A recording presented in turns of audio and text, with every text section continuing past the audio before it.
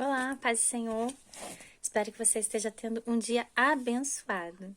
Nós vamos dar sequência na nossa série de estudos sobre discipulado e hoje nós vamos falar sobre a Bíblia, que é a palavra de Deus. Vamos orar para começar? Pai querido, Pai de amor, nós te adoramos, ó Deus, te engrandecemos, Senhor, porque não há outro, Senhor, igual a Ti, ó Deus. E não há, Senhor, em nenhum outro lugar, ó Deus, quem a nossa alma deseje mais do que a Ti, Pai.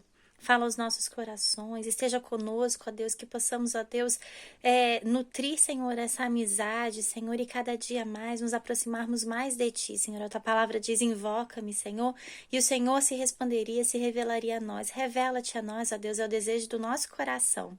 Pai, em nome de Jesus, fala, Senhor, através da Tua palavra, Deus, que Teu Espírito Santo esteja nos ensinando, ó Deus, e que, Senhor, as Tuas verdades, ó Deus, estejam fixas no nosso coração, é o que nós desejamos, é o que nós queremos, Pai. Neste momento, Senhor, que estamos passando, Senhor, de tanta dificuldade, ó Deus, por causa da pandemia, Senhor, que o Senhor esteja, Senhor, consolando os corações que precisam, ó Deus, e seja também, ó Deus, dando a paz que excede todo entendimento, ó Deus, para cada um, Senhor, e suprindo as necessidades de cada um, ó Pai, que Tu conheces, Tu sabes. Nós entregamos nas Tuas mãos, ó Deus, e oramos, ó Pai, agradecidos, ó Deus, por aquilo que o Senhor há de fazer em nossas vidas. Em nome de Jesus, amém. Amém. Então, hoje a lição 4, o que é a Bíblia? Guarde no coração, está em Salmo 119, 105. Lâmpada para os meus pés é a tua palavra e luz para os meus caminhos. E o Pense responda, que livro é esse que fascina tanto? Ele merece crédito? Nós vamos falar sobre a Bíblia. Como todos sabem, a Bíblia é a palavra de Deus. Deus inspirou pessoas, homens, que escrevessem as maravilhas e as revelações dele na palavra para que nós pudéssemos nos achegar a ele, para que nós pudéssemos ter o entendimento sobre a pessoa de Cristo, sobre as revelações dele para nós. E é isso que nós vamos estudar hoje. Sobre esse texto do Lâmpada para os meus pés e a tua palavra e luz para os meus caminhos, tem uma curiosidade. Antigamente não existia, as vias públicas com iluminação, da forma como a gente conhece hoje. Então, no deserto, naquelas estradas, era tudo muito escuro. Então, eles costumavam colocar lâmpadas nos pés, próximo aos pés para iluminar o caminho. Então, assim, eles conseguiam enxergar aonde eles estavam pisando. Por isso que o salmista fala, lâmpada para os meus pés é a tua palavra e luz para o meu caminho, o caminho da vida. Quando a gente coloca a palavra de Deus à frente, ela vai iluminando e guiando, e assim nós podemos prosseguir e caminhar, porque nós sabemos aonde estamos pisando e também que nós vamos conseguir chegar no destino certo. E que livro é esse que fascina tanto? Ele merece crédito?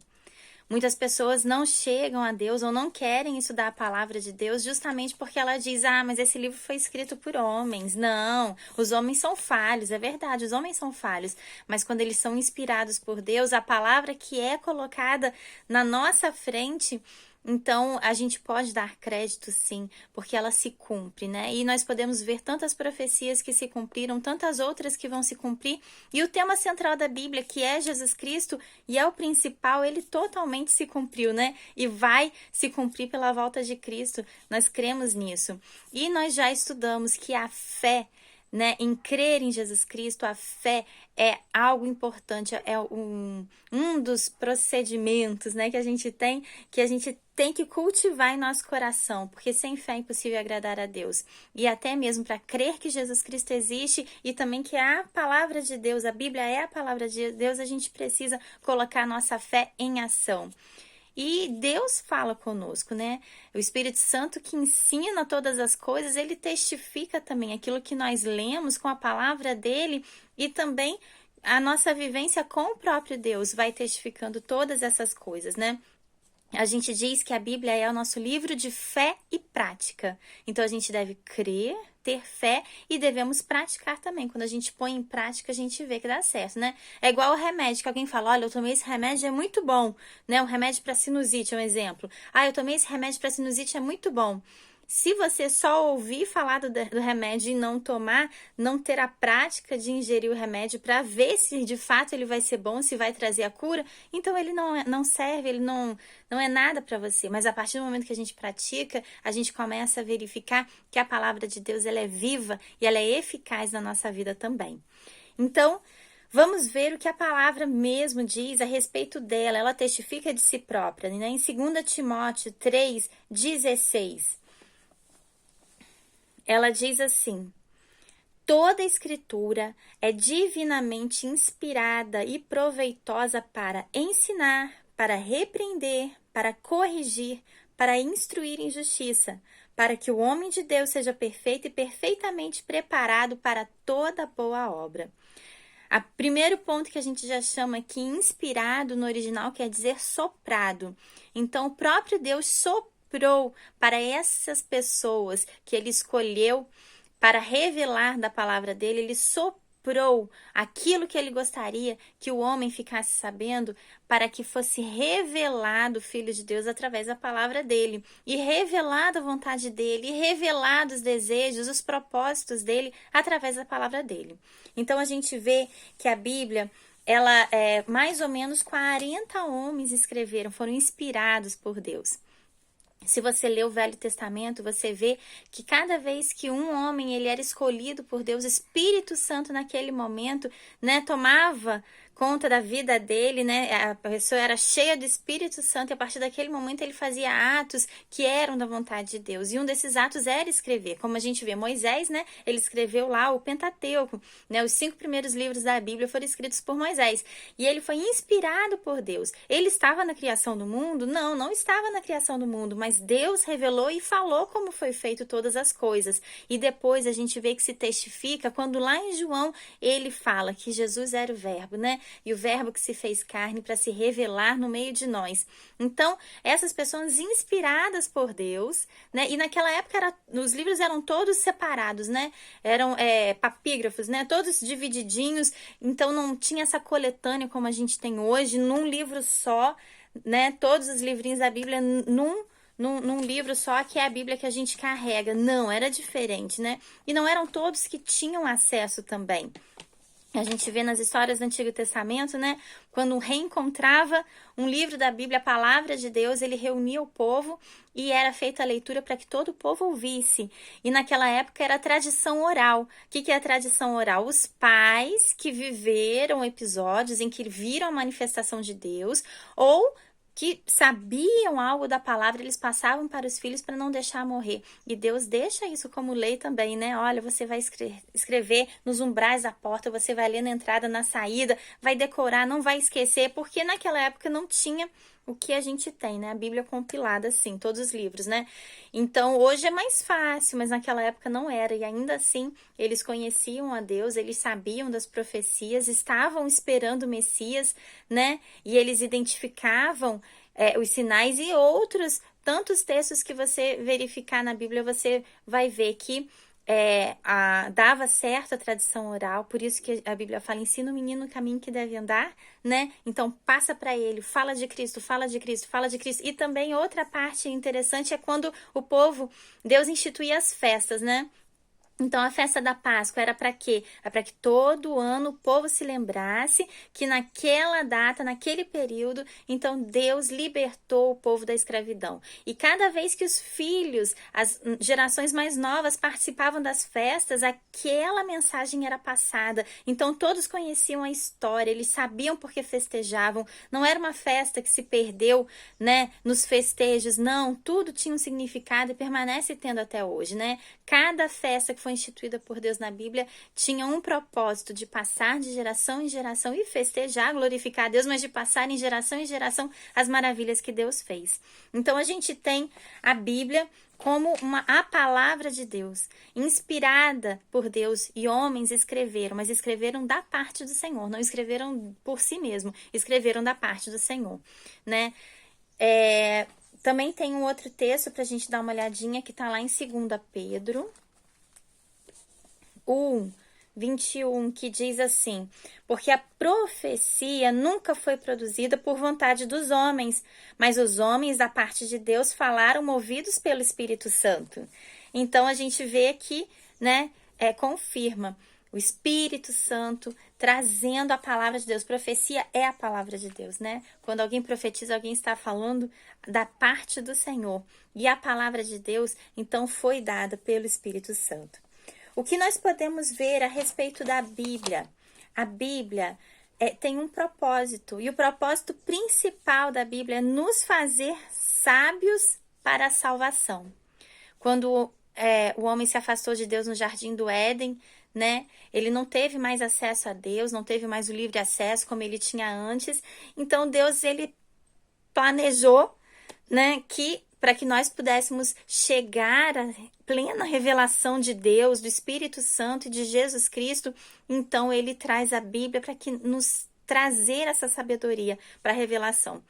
Todo o universo mostra a glória de Deus, né? Mas o homem precisava ser guiado e orientado, e através da Bíblia a gente tem essa orientação. Até que Jesus viesse e se revelasse pessoalmente, nós temos na Bíblia a revelação de Deus, né? E depois nós continuamos com a revelação de Cristo e a revelação do fim dos tempos, né? Que a gente vai verificar.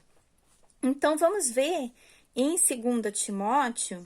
Vamos voltar naquele texto, né? 2 Timóteo 3, e vamos ler um pouquinho antes. 14.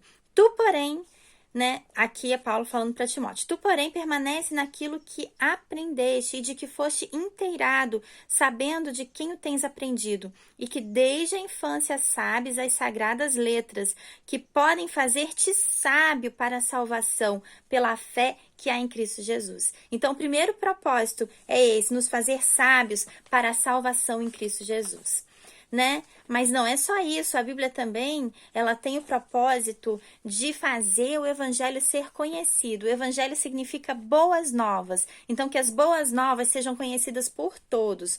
João 5, 39, que diz assim: examinai as escrituras, porque julgais ter nelas a vida eterna, e são elas que dão testemunho de mim, né? A vida eterna, Jesus Cristo, né, que veio trazer a vida eterna, e é justamente as escrituras que dão testemunho de Jesus Cristo. Então, para conhecer, né, o poder de Deus, o evangelho é o poder de Deus, as boas novas, e Jesus Cristo é essas boas novas que a gente deve ter conhecimento e passar para toda a humanidade. A Bíblia também, ela é usada para o nosso crescimento espiritual, crescimento da vida espiritual. Mateus 4:4, na tentação de Jesus, ali, né, o diabo tentando Jesus o tempo todo, e a resposta de Jesus, né? Vamos ler do 3 para pegar o contexto, ó. Chegando então o tentador, disse-lhe: se tu és filho de Deus, manda que essas pedras se tornem pães. E a resposta de Jesus é: mas Jesus lhe respondeu: está escrito, nem só de pão viverá o homem, mas de toda palavra que sai da boca de Deus.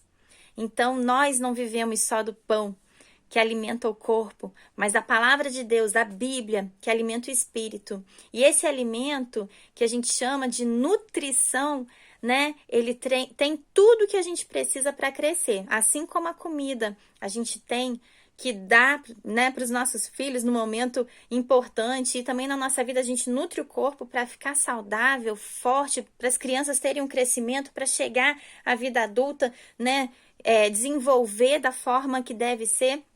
Na vida espiritual também, né? A palavra de Deus é o que nutre o nosso espírito para que a gente possa ter o crescimento espiritual. Tem um determinado momento, né, que é falado que a gente não tem que mais ser alimentado com leitinho espiritual. A gente precisa de alimento sólido. E esse alimento sólido é justamente o estudo aprofundado da palavra de Deus, certo? Então, essa comparação que é dada para mostrar que a palavra de Deus é o que alimenta a nossa vida espiritual e traz nosso crescimento espiritual. Já tinha aquela música, né? Leia a Bíblia e faça a oração se quiser crescer. Essa é a ideia. Se você quer crescer, deve ler a palavra de Deus. A palavra de Deus também é para conhecer a vontade de Deus. É um texto lindo que está lá em Deuteronômios 29, que diz assim, olha, as coisas encobertas pertencem ao Senhor nosso Deus, mas as reveladas nos pertencem, a nós e a nossos filhos para sempre, para que observemos todas as palavras dessa lei. Então, existem coisas que a Deus pertence somente, e a gente só vai descobrir quando chegar na glória. Mas aquilo que Ele trouxe a revelação para nós, pertence a nós para sempre. E nós precisamos observar as palavras da lei para que nós possamos ter acesso a essa revelação que foi dada. Certo? Então, a palavra de Deus tem esse propósito para que nós possamos conhecer a vontade de Deus. Seja a vontade de Deus para a minha vida pessoal, que a gente chama de palavra rema, né? Uma ordem direta para mim, ou seja a palavra de Deus para toda a humanidade, para o conjunto, para a coletividade, para a igreja, né? Então, é a palavra de Deus e é através da palavra de Deus que a gente tem acesso às revelações que o Senhor preparou para nós. E também a palavra de Deus serve para ter alegria no coração. Vamos lá em Salmos 119, o verso 111, que diz assim: Os teus testemunhos são a minha herança para sempre, pois são eles o gozo do meu coração. Quando nós lemos a palavra de Deus, nós encontramos a resposta, né? Nós temos alegria, o Senhor inunda o nosso coração com alegria. Por isso que nós dependemos tanto, fome, sede da palavra de Deus, para o crescimento, para as nossas vidas. Ela é agradável, né? E traz alegria ao nosso coração. Então, nós vimos aqui o propósito da palavra, o propósito da Bíblia. Fazer sábios para a salvação, conhecer o Evangelho, crescimento da vida espiritual, conhecer a vontade de Deus e para ter alegria no coração. Vamos conhecer a nossa Bíblia. A nossa Bíblia tem 5 divisões, né? Então, ela foi inspirada por Deus, mais ou menos 40 homens escreveram a Bíblia, e hoje ela tem 66 livros, certo? E o tema central dela é Cristo. Então, de Gênesis 1 a 11:32, a gente vê sobre a criação. A história de Israel, nós vemos Gênesis 12:1 a Malaquias 4:6. Depois nós vemos sobre a vida e obra de Cristo, Mateus 1 até Atos 1:11. Depois vemos sobre a história e doutrina da igreja, Atos 1:12, Apocalipse 3:22. E a consumação, né, que são os últimos acontecimentos, que é o livro de Apocalipse. Então, nós temos aqui sobre a criação, Deus nos revela a respeito da criação, a história de Israel, né, vemos a respeito da vida de Cristo, o nascimento, o ministério dele, a morte e ressurreição. Vemos a história da doutrina da igreja, como nasceu a igreja, a vinda do Espírito Santo e a consumação, que é a volta de Cristo, os últimos acontecimentos. Né? Se você verificar na sua Bíblia, lá no iniciozinho, né, no índice, você vai poder verificar então que a Bíblia é separada entre Antigo Testamento. O Antigo Testamento é antes da vinda de Cristo, né? E o Novo Testamento, que veio depois da vinda de Cristo. O Antigo Testamento, né, 39 livros. Então, fala sobre o Pentateuco, né, a história de Israel, os livros históricos, poéticos, os profetas maiores e menores. E o Novo Testamento são os evangelhos, né, escritos pelos apóstolos, né, os livros históricos da igreja. Aí não é só da história de Israel, mas agora da história do início da igreja de Cristo, né, o corpo vivo, as cartas paulinas, cartas gerais e o livro profético. Né? E tem aqui algo que eu gostaria de ler, que está na nossa revista, que diz assim, mas não basta ler a Bíblia por mera curiosidade ou costume, ou para desfazer dúvidas. É preciso lê-la para colocá-la em prática na vida diária. É de John Bunyan a frase: Bíblia, este livro o manterá afastado do pecado, ou o pecado o manterá afastado desse livro. Pense nisso, né? A Bíblia, ela é a revelação de Deus para a nossa vida. ela é inerrante, infalível, imutável, não há erro nela. Aqui a gente não está dizendo de erro de gráfica, nós estamos dizendo que não há erro nas escritas. Aquilo que foi revelado se cumpriu e aquilo que ainda há de se cumprir vai chegar ao momento certo. Ela é infalível, não falha, né? E ela é imutável. Muitas pessoas dizem, a Bíblia tem que ser atualizada. A Bíblia não tem que ser atualizada, ela é atual. Diferente das leis que regem toda uma nação, elas são mudadas para seguir a sociedade. A Bíblia não. Os padrões de Deus, eles são imutáveis. Assim como Deus não muda, seus padrões não mudam, as suas ordenanças também não. Então, a Bíblia não é desatualizada, ela é atualizada. O Deus que criou todas as coisas e ele já sabia do início, do meio e do fim, ele não erra e não errou na revelação dele a respeito das nossas vidas. A Bíblia não muda. Quem tem que mudar o nosso comportamento para agradar a Deus somos nós. Então, nós vimos aqui que a Bíblia é a palavra de Deus. No próximo estudo, a gente vai falar um pouquinho sobre como estudar a Bíblia. A gente já vai dando sequência aí. Deus abençoe seu dia. A paz do Senhor.